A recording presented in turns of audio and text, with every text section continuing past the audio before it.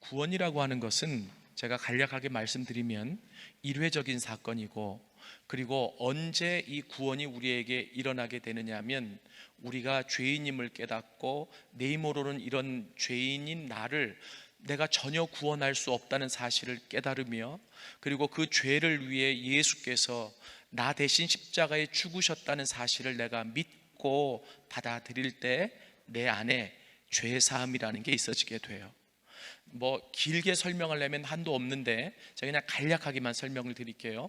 그런데 이때 바로 내가 죄인이라는 것을 깨닫게 하시는 분이 성령님이세요. 그래서 구원받을 때 이 성령께서 굉장히 깊이 있게 관여를 하십니다.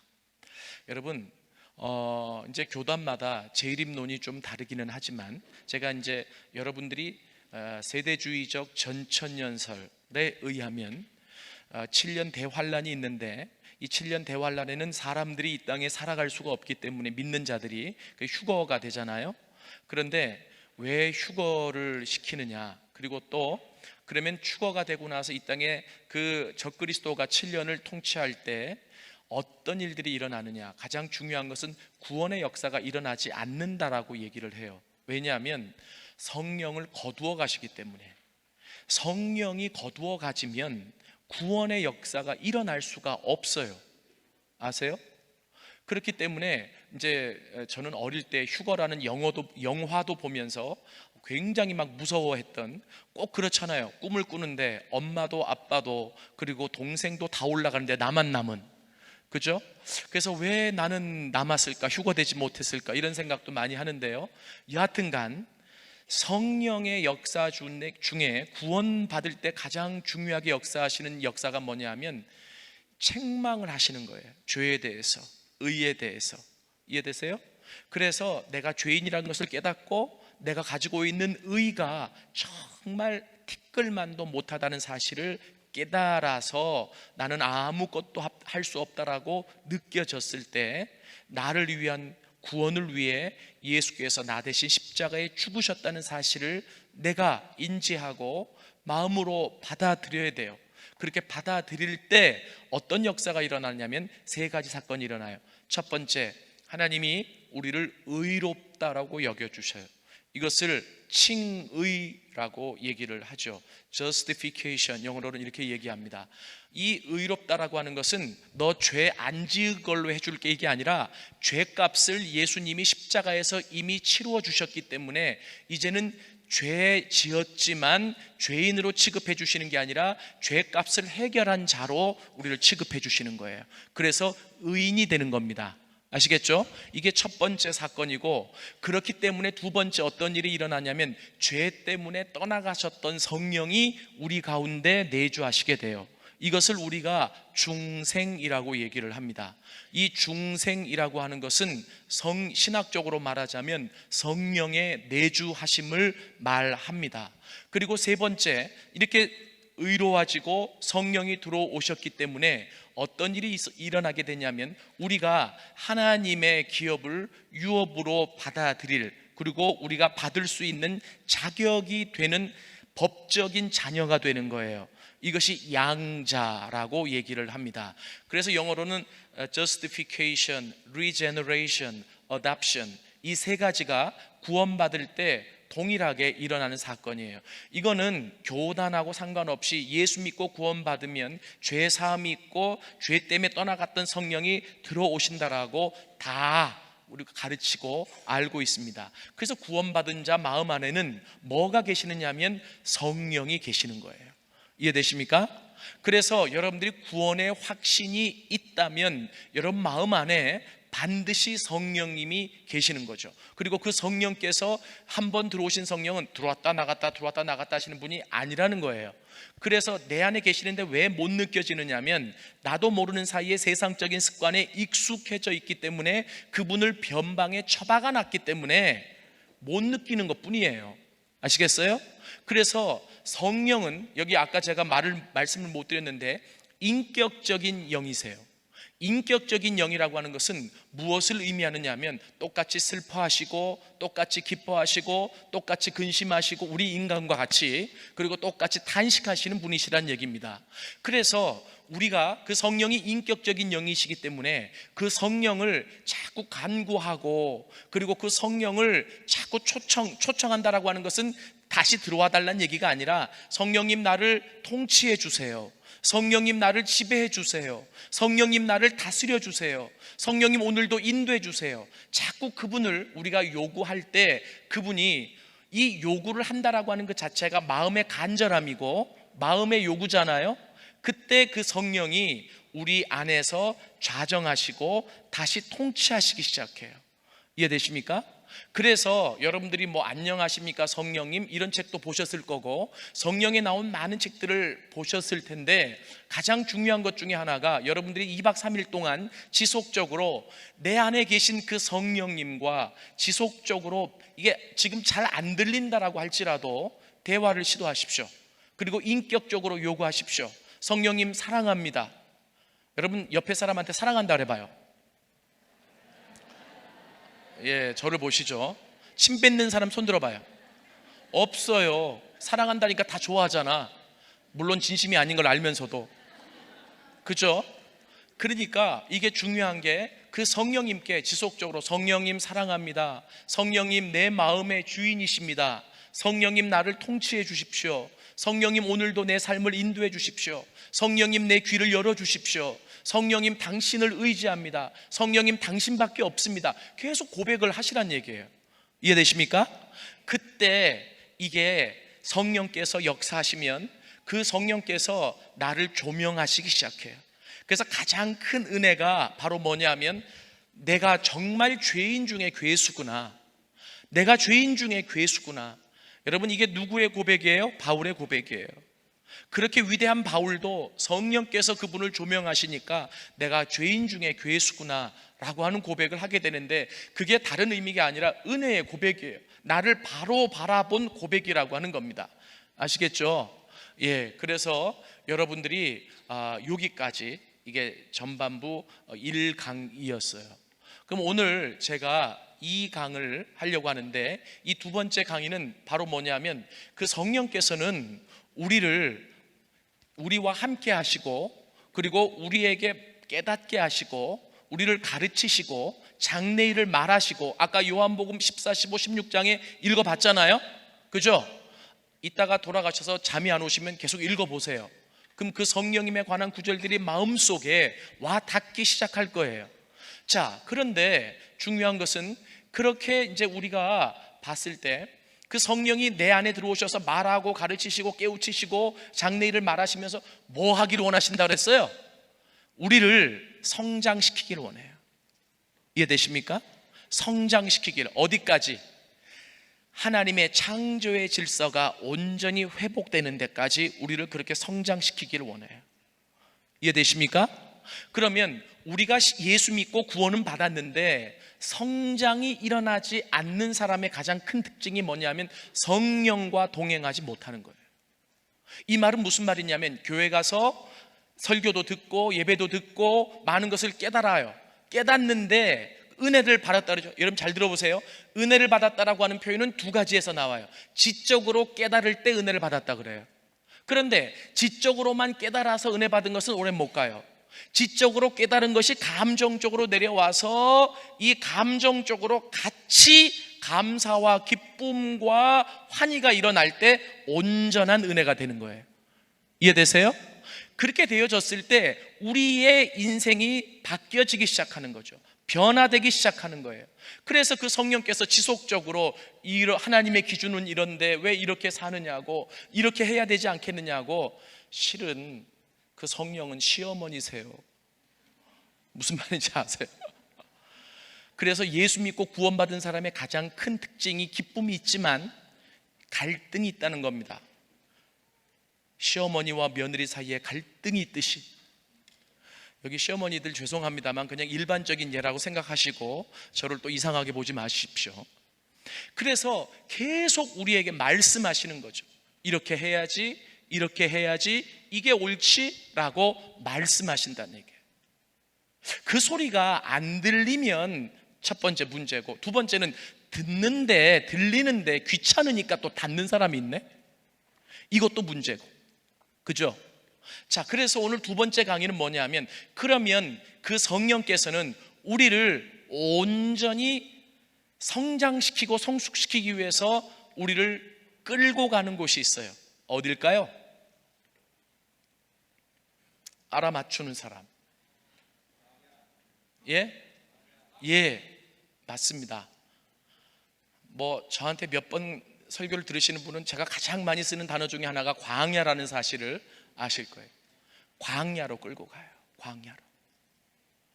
왜 예수 믿는데 이렇게 힘들죠? 예수 안 믿을 때보다 더 힘드네. 예? 아니, 내가 다른 종교를 포기하고 왔는데, 나 이렇게 얘기하면 참 답답해요. 왜냐하면 이 ABCD를 알아야 그 다음을 설명을 해주잖아. 그러니까 ABCD를 아는지부터 점검을 해야 되는데, 그거를 점검 못하고 하나님이 당신을 광야로 이끄십니다 이러면 나 안 믿어 이러면 어떡하려고, 그잖아요. 그러니까 여기 계신 분들은 이미 다 구원받은 자들이다라고 전제하에 제가 지금 말씀을 전한다는 거예요. 그러면 성령께서 왜 우리를 광야로 끌어가실까요? 그 모형이 어디에 나와 있느냐면 구약에 나와 있어요. 근데 구약과 신약은 차이가 있어요. 뭐냐면 구약은 성령이 오시기 전이에요. 그렇기 때문에 하나님이 직접 그들에게 나타나셨어요. 그런데 오늘 이 신약의 시대는 바로 하나님이 직접 나타나시지만 개개인에게 나타나신 게 아니라 공동체 안에 나타나신 거죠. 그죠? 여러분, 이스라엘 백성이 출애굽해가지고 시내산에 가서 2년 2개월 동안 있었는데 한 게 뭔지 아세요? 빨리 약속의 땅에 들어가야 되는데 하나님이 왜 그 시내산에서 물론 계약도 세워주시고 언약도 세워주시고 그리고 다 했지만 왜 2년 2개월 동안 붙잡고 계셨는 줄 아세요? 광야를 걸을 수 있는 준비를 시킨 건데, 그게 바로 뭐냐면요, 성막을 지으라고. 2년 2개월 동안 그 성막을 짓는 것의 가장 핵심이 뭡니까? 내가 그 안에 거하겠다는 거예요. 나와 같이 가야 된다는 거예요. 이해되세요? 그런데 오늘날은 다른 점이 뭐냐 하면 성령께서 개개인 안에 들어가 계시기 때문에 얼마나 더 편한지 몰라, 얼마나 더 감사한지 몰라. 별로 감사한 게 안 느껴지는데, 예.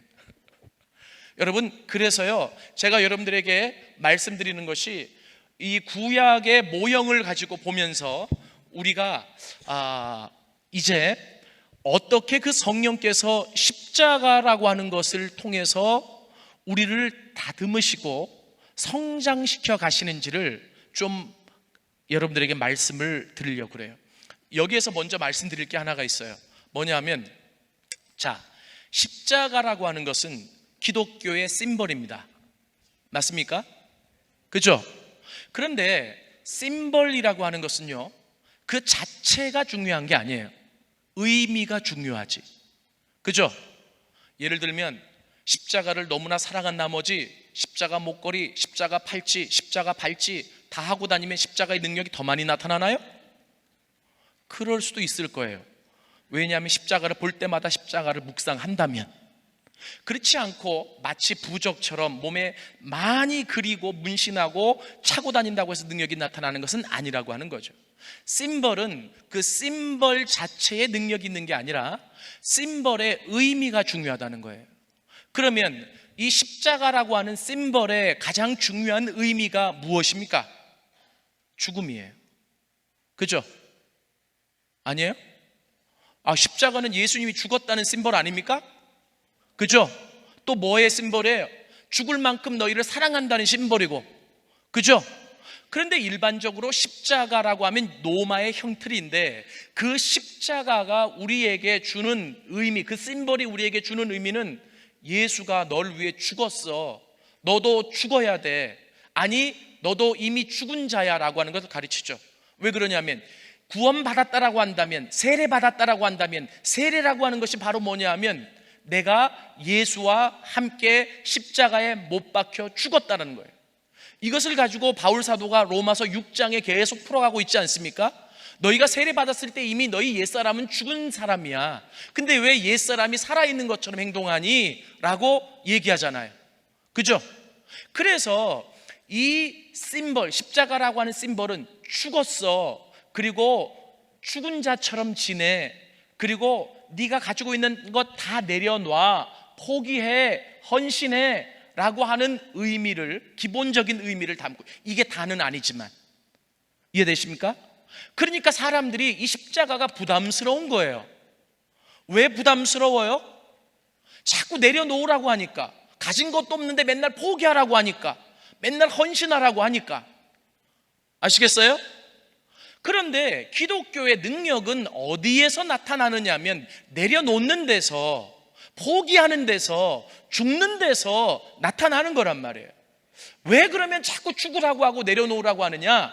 자, 그래서 구약시대에는 십자가가 없었지만 제가 십자가와 영적인 여정이라고 하는 주제를 가지고 십자가를 쭉 풀어갈 때 얘기를 했었는데, 물론 그때 안 계신 분들이 대부분이지만 제가 얘기를 드리면 이런 거예요. 구약에도 십자가가 있었어요. 하나님의 백성은 동일하게 신약의 그리스도인들처럼 십자가 훈련을 받았어야 했어요. 십자가는 신약의 시대의 사람들에게만 구원의 방법이 아니에요. 죄 짓고 타락하고 죽은 모든 사람의 구원의 방법이 십자가예요. 이해되세요? 그럼 하나님이 이스라엘을 구원시키고 나서 그들을 성숙시키고 성장시키는 방법이 뭐냐면 동일하게 십자가예요. 근데 그 십자가, 구약에 나타난 십자가 가장 대표적인 게 바로 뭘까요? 여러분들, 그래서 이 십자가가, 아니 제가 십자가 컨퍼런스를 할 때 올해 11년 차라고 하니까 누가 그래요. 아니 1, 2년 하고 나면은 할 말이 또 있어? 아니 십자가가 예수님 날 위해 죽었습니다, 여러분 죽을 만큼 사랑했어요, 그리고 그것을 믿음의 능력이 나타납니다, 더 할 말이 뭐가 있니? 이게 그것만 가지고 따지면 그렇게 되죠. 그런데 이 십자가라고 하는 심벌의 의미를 가지고 풀어가다 보면 이게 한도 끝도 없어요. 그래서 구약 시대의 가장 대표적인 이스라엘 백성들에게 하나님이 요구하신 십자가가 뭐냐면, 너희는 가만히 있으라. 저 따라해 보세요. 너희는 가만히 있으라. 저는요, 성경을 묵상하다가 이것을 깨닫고 나서 막 소름이 쳤어요. 왜 그러냐면 구약이 많이 나오죠. 너희는 가만히 있어. 여러분 이 찬양 아시는데 알고 부르세요? 하나님이 위대한 일을 하실 때마다 뭐라 그러냐면, 야 너희는 가만히 있어, 가만히 있어. 그런데 아멘, 그리고 가만히 있어지던가요? 가만히 있을 수 있는 존재는 누구냐면 죽은 자만 가만히 있어. 너희 힘으로, 너희 능력으로 어떤 거 하려고 하지 마. 내가 할 거야, 내가. 근데 내가 일하기 위해서 너희들이 해야 될 게 있어. 가만히 있어. 이게 하나님의 명령이에요. 아멘 하기는 쉬운데 이게 어려워요. 그죠? 가만히 있으라. 옆에 사람한테 한번 그렇게 얘기하면 가만히 있어 보세요. 벌써 움직이네. 우리 후렴만 한번 불러볼까요? 너희는 가만히 있어. 시작. 너희는 가만히 있어. 주가 하나님 되말지어다.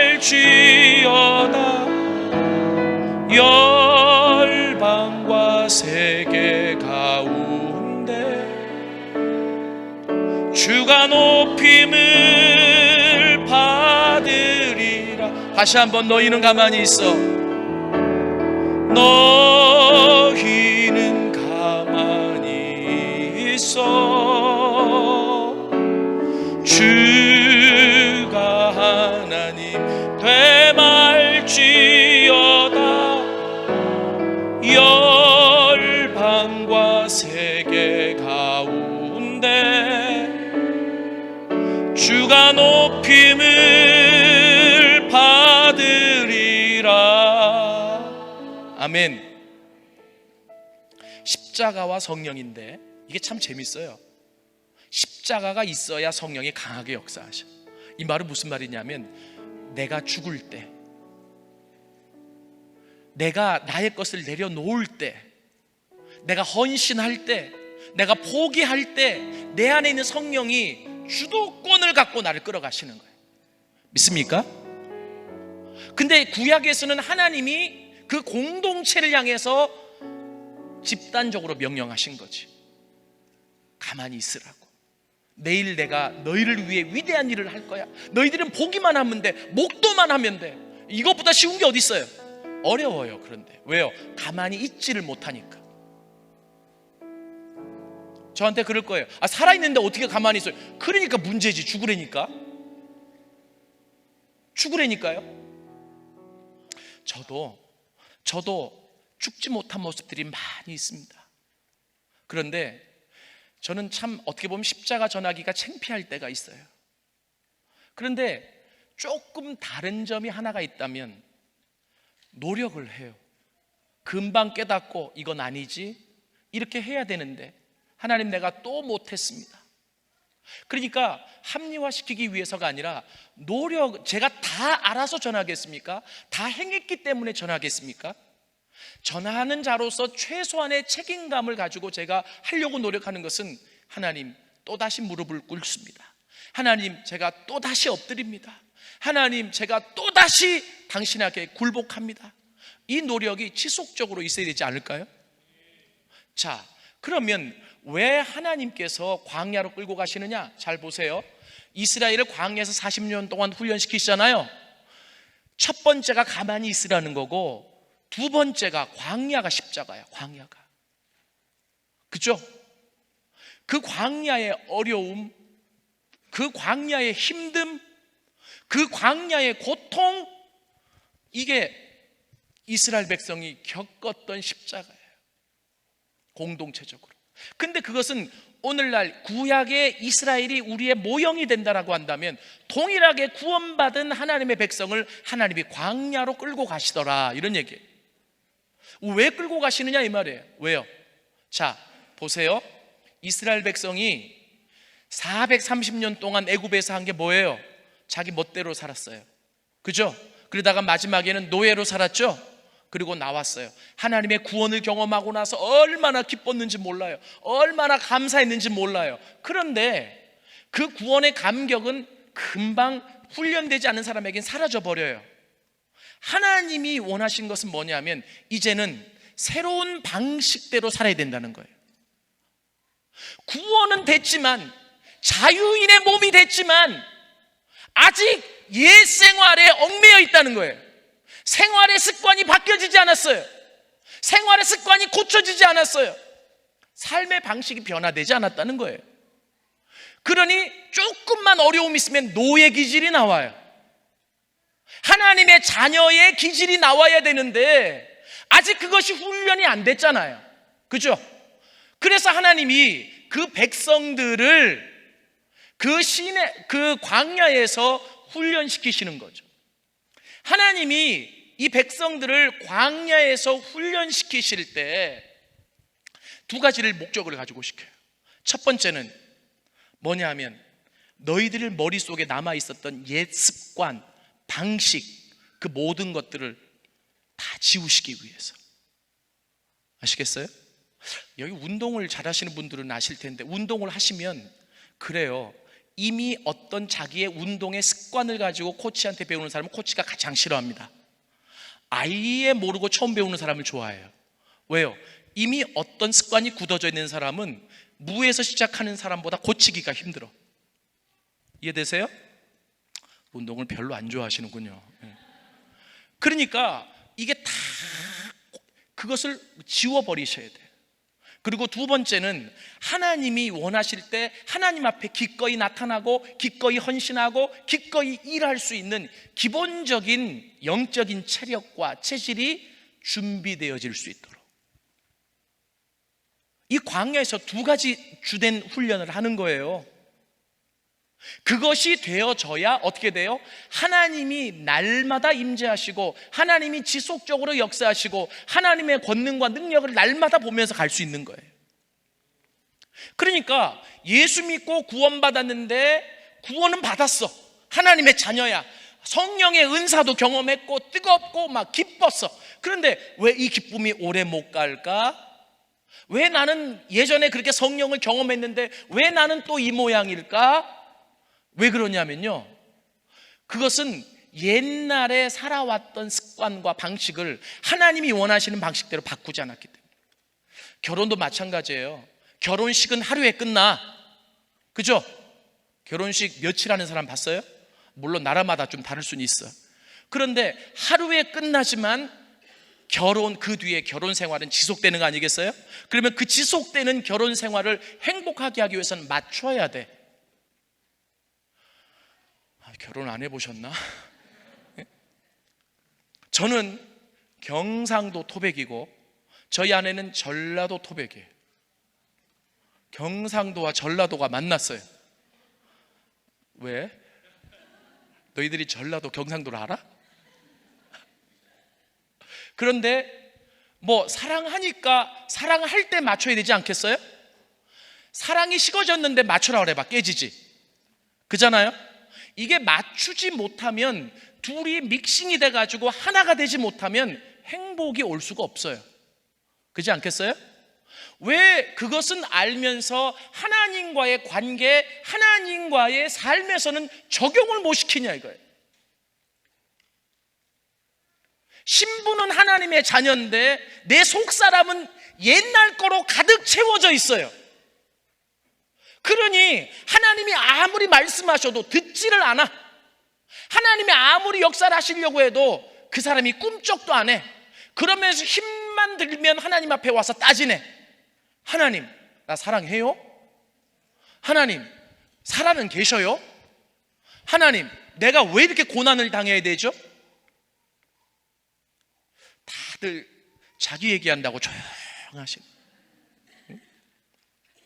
그래서 하나님이 우리를 광야로 끌어가세요. 실은 이스라엘이요, 그 출애굽해가지고 가나안 땅까지 40년이 걸렸잖아요. 40년이 걸리질 않아요. 출애굽기 19장 1절을 보면 그들이 출애굽해가지고 제3월에 시내산에 도착했다 그랬어요. 출애굽해 나온 날을 첫째 달 첫날이 되게 하라 그랬잖아요. 그러면 3달이 걸려서 시내산까지 왔어. 그리고 민수기 10장 11절 12절을 보면 그 시내산에서 언약을 체결하고 돌판을 받고 성막을 짓고 떠난 게 2년 2개월째야.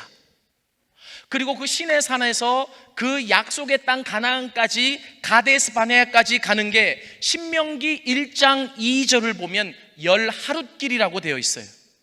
그러니까 출애굽기 19장 1절, 민수기 10장 11절 12절, 신명기 1장 2절을 종합해 보면 그들이 성막 짓는데 2년 2개월이 걸렸어도 그 애굽을 나와가지고 가나안 땅까지 들어가는데 만 3년이 안 걸려요. 그런데 왜 그들이 40년 동안 그렇게 돌았습니까?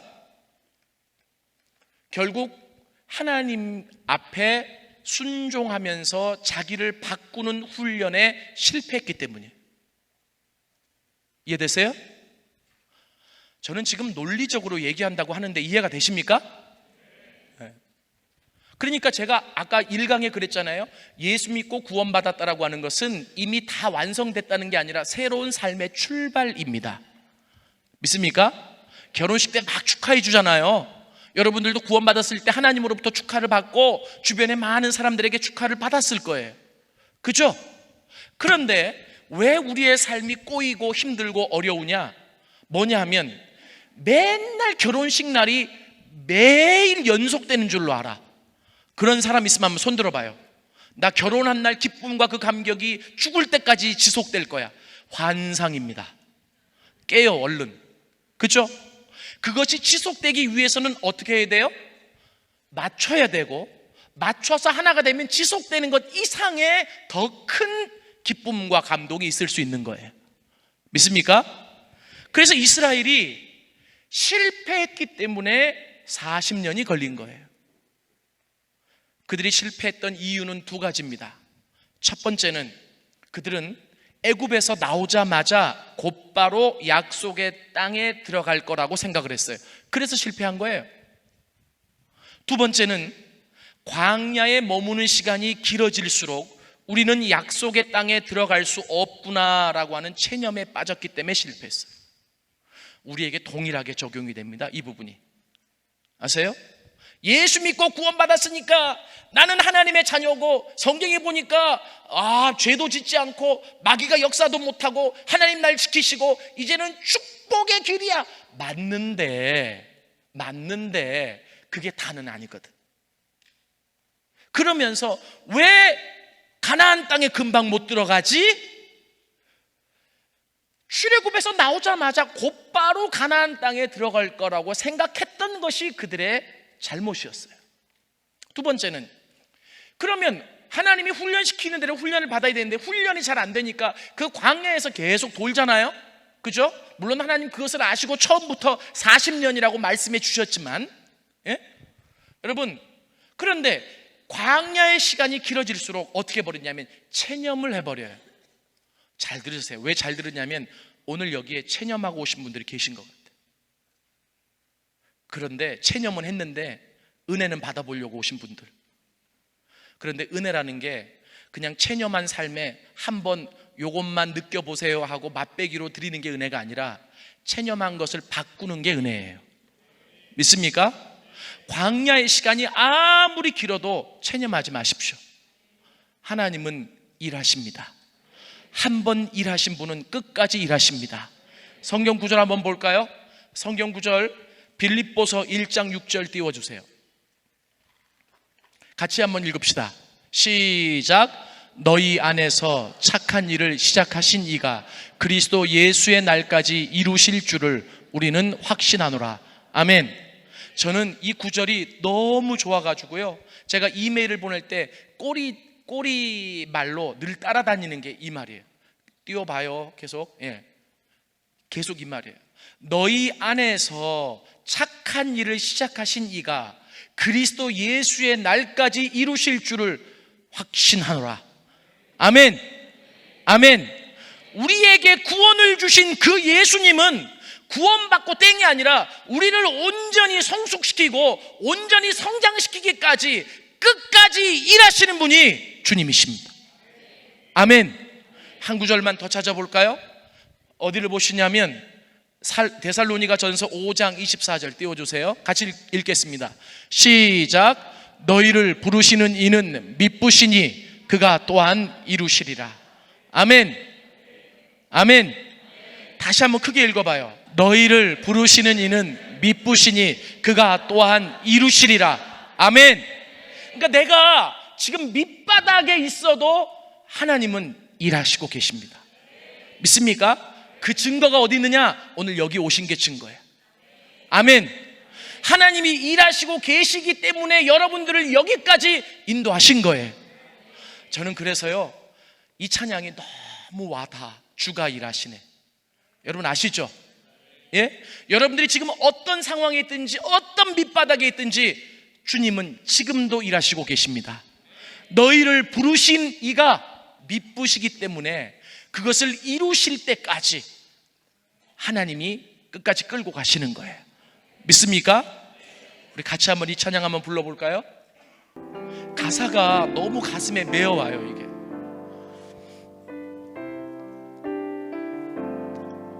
날이 저물어 갈 때 빈들에서 걸을 때 하나님의 내 힘으로 안 될 때 빈손으로 걸을 때 내가 고백해 여호와 이래. 주가 일하시네. 주가 일하시네. 아끼지 않는 자에게 주가 일하시네. 주가 일하시네.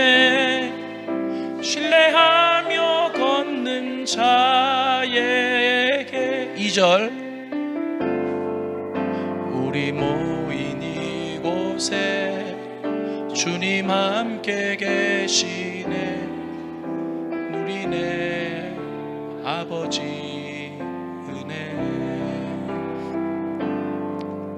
적은 떡과 물고기 내 모든 걸 드릴 때 모두 고백해 여호와 이래. 일하시네 주가 일하시네 주께 아끼지 않는 자에게 주가 일하시네 주가 일하시네 신뢰하며 걷는 자에게. 여기 보면 실은 주가 일하시네 신뢰하며 걷는 자에게 그리고 주께 아끼지 않는 자에게. 그러니까 이 가사만 보면 주께 아낌없이 모든 걸 다 내려놓고 드리고 그리고 주님을 신뢰하는 자에게만 주님이 골라서 일하시는구나, 이게 아니고요. 이게 무슨 의미냐면 그 사람들이 주님이 일하시는 것을 느낀다는 거야. 동일하게 일하시지만. 믿습니까? 첫 번째 가사 띄워봐요. 저는 이 가사가 처음에 부를 때 너무 깊게 와닿았어요. 날이 저물어 갈 때. 여기 어르신들 많이 오셨는데 내 나이에 뭘 해? 그때도 주님은 일하십니다. 믿습니까? 그때도 주님은 계획을 갖고 계세요. 그때도 주님은 기대하고 계세요. 그리고 일하시고 계십니다. 날이 저물어 갈 때, 빈들에서 걸을 때, 그때가 하나님의 때. 아까 송 목사님이 그러시잖아요. 제가 할 말 다 했는데 뭐냐면 다윗이 모든 것을 갖추고 있을 때 무너졌어. 그죠? 다윗이 가장 눈이 반짝반짝거리고 영적인 안목을 가지고 다녔을 때가 엔게디 사막에서 그 추종자들에게 쫓기며. 여러분, 언제가 하나님이 일하는 때냐? 이해되세요? 왜 하나님이 우리를 광야로 밀어넣으십니까? 왜 광야의 십자가를 이스라엘에게만 지우는 것이 아니라 예수 믿고 구원받은 모든 사람들에게 그 광야로 우리를 내모시느냐? 예수와 결합해서 결혼했으면 합당한 삶을 살 수 있도록 좀 고치라고. 그래야 그것이 우리에게 복이기 때문에. 믿습니까? 아까 동일하게 얘기하지만 교회만 출석하는 게 다가 아니에요. 오해하지 마시고, 출석 그럼 내 잘 안 한다 이러지 마시고, 뭐냐면 출석하면서 배워야지. 뭘요? 내가 주님께 맞추도록. 믿습니까? 우리 찬양 다시 한번 1절만 해요. 가사를 생각하면서. 날이 저물어 갈 때, 날이 저물어 갈 때, 빈들에서 걸을 때, 그때가 하나님의 때. 내 힘으로 안 될 때, 빈손으로 걸을 때, 내가 고백해 여호와 이래. 아멘. 주가 일하시네 주가 일하시네 주께 아끼지 않는 자에게 주가 일하시네 주가 일하시네 신뢰하며 걷는 자에. 다시 한번 후렴만. 주가 일하시네 주가 일하시네 주가 일하시네 주께 아끼지 않는 자에게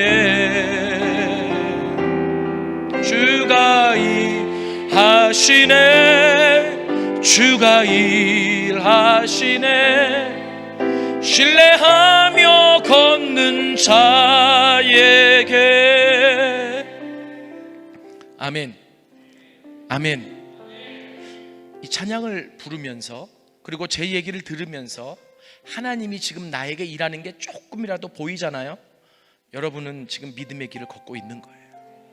여러분들은 그분을 신뢰하고 계시는 겁니다. 힘들지만 그분을 붙잡고 있는 거죠. 똑같이 광야에 있는데 두 종류의 사람이 있어요. 뭐냐면 하나님이 전혀 안 보이는 사람이 있어요. 나는 뭐 이게 잘못됐다 이것보다도 저도 그럴 때가 있으니까 그냥 들어보세요. 하나님이 전혀 안 보여요. 그래서 하나님이 마치 살아 계시는가 묻고 싶을 정도로, 하나님이 나를 사랑하시는가 묻고 싶을 정도로 전혀 하나님이 나에게 어떤 일도 안 하는 것처럼 보이는 사람이 있어.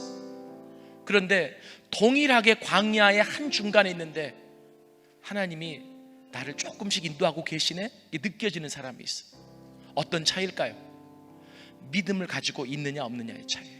광야는 믿음의 훈련의 장이고 광야는 성령님의 훈련의 장이에요. 믿습니까? 그래서 광야 학교를 우리가 어떻게 부르냐면 성령 학교라고 불러요. 그리고 광야 학교를 무슨 학교라고 부르냐면 믿음 학교라고 불러요.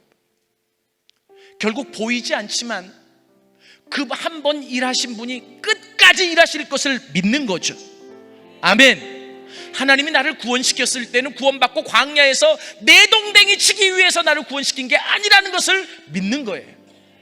하나님이 나를 구원시키셨을 때는 비록 내가 모자라고 밑바닥이라고 할지라도 나를 끌고 끝까지 가실 것을 믿는 거예요. 내가 10년 동안 하나님과 단절됐어도 그 하나님을 부르기만 하면 하나님이 찾아오신다는 것을 믿는 거예요. 그 믿음의 눈이 띄어지면 오늘 이 시간에, 지금 이 시간에 하나님이 일하시는 게 보입니다. 아멘. 아멘.